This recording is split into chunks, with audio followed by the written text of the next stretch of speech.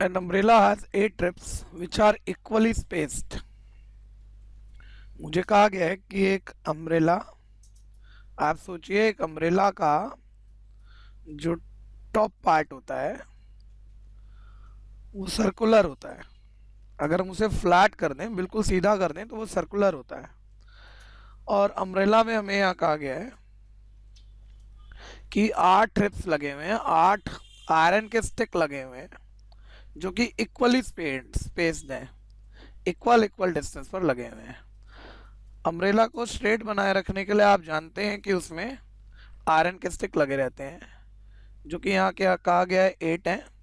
तो हम मान लेते हैं कि इस तरह से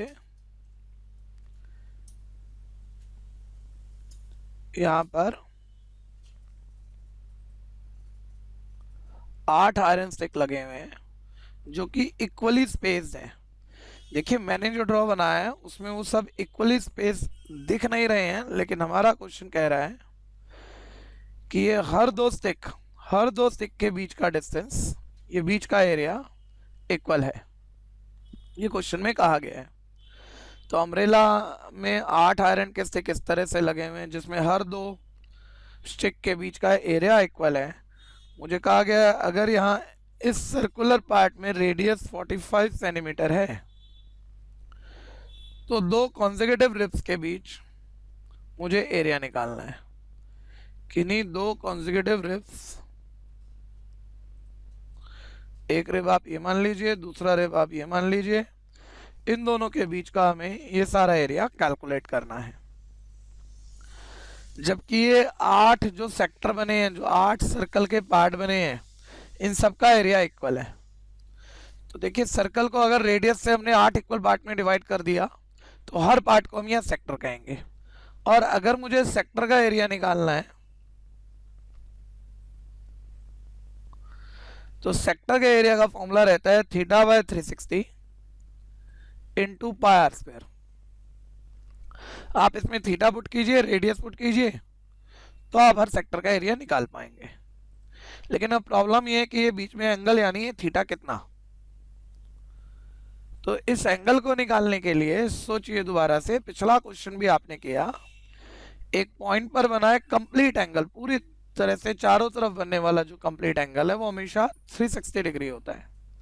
और ये 360 डिग्री काउंट कीजिए कितने इक्वल पार्ट में डिवाइड हुआ है। 1 2 1 2 3 4 5 6 7 8, ये पूरा 360 डिग्री एंगल 8 इक्वल पार्ट में डिवाइड हुआ है। यानी यहाँ जो मुझे जिस सेक्टर का एरिया निकालना है, जिस सेक्टर में एंगल थीटा चाहिए, वो थीटा ये पूरा 360 डिग्री एंगल 8 इक्वल पार्ट में डिवाइड हुआ है, यानी 360 बाय 8 है। तो हम 360 को 8 से डिवाइड कर दें तो थीटा हमारे पास 45 डिग्री आ जाता है।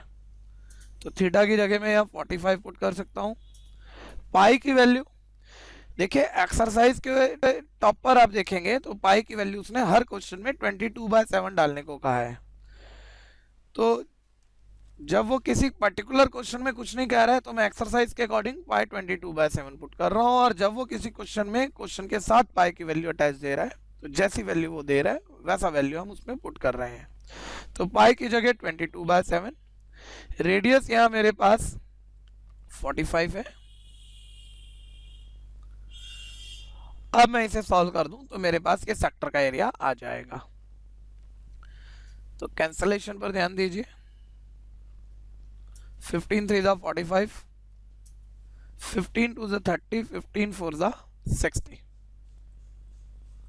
3 8 जा 24। और नंबर अगर आप कैंसिल करेंगे तो 2 4 जा 8, 2 11 जा 22। तो 11 इंटू 45 की 45 से मल्टीप्लाई करेंगे तो 2025 आएगा। डिवाइडेड बाय नीचे 4 की 7 से मल्टीप्लाई करूंगा 28 आएगा। और आगे अगर मैं मल्टीप्लाई कर दूं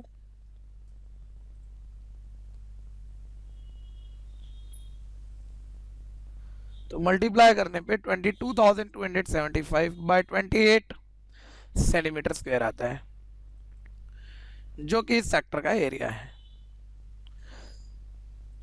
नेक्स्ट हम यहां आगे डिवाइड कर देते हैं।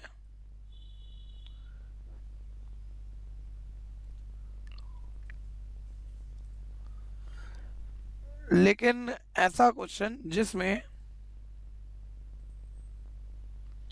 पाई का वैल्यू में 22/7 दिया रहा है, उसमें आंसर को डेसिमल बदलने की जरूरत नहीं है, तो आप आंसर यहाँ लिख सकते हैं 22,275/28 सेंटीमीटर स्क्वायर है।